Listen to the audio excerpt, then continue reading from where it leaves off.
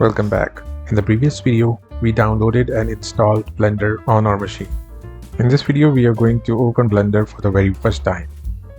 Alright, let's run Blender using the shortcut available on the desktop. As soon as Blender launches, the first thing you'll see is the screen right here. This is called the splash screen. At first glance, it might look a little overwhelming, but don't worry, we are going to break it down step by step. When Blender launches for the first time, you'll notice that the splash screen looks a little different. This is because Blender is asking you to set up some basic preferences before we start working. First, let's talk about Blender version. If you look at the top right corner of the splash screen, you'll see a number written there. This number tells you which version of the Blender you are currently using. Blender is updated regularly, so keep an eye on the Blender version you are using because it's very important. Right in the center, you will see an image or an artwork. This is just a splash image and it usually represents featured artwork created by the community for this version. Now let's go through these setup options. At the top, there is an option to import preferences from the previous version. This option only appears if you have a previous version of Blender already installed on your machine, so don't worry about it. Let's proceed to the next section.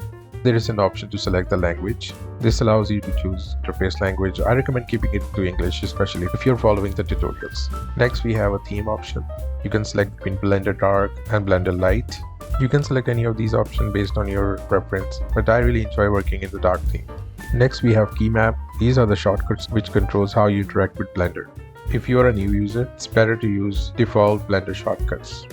Then we have a mouse select option. This determines how you select the objects. You can choose between left click and right click.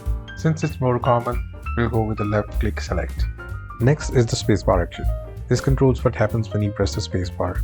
You can set it to play or toggle the animation, open the tools menu, or open the search pop-up. You can leave this as default for now. You can customize it later. Once you have set everything and want to save your preferences, click the Save Preferences button. But for now, we are going to dismiss the splash screen by clicking anywhere outside in the splash screen area. That is it for this video where we opened Blender for the first time and had a quick look at the splash screen. I'll see you in the next one.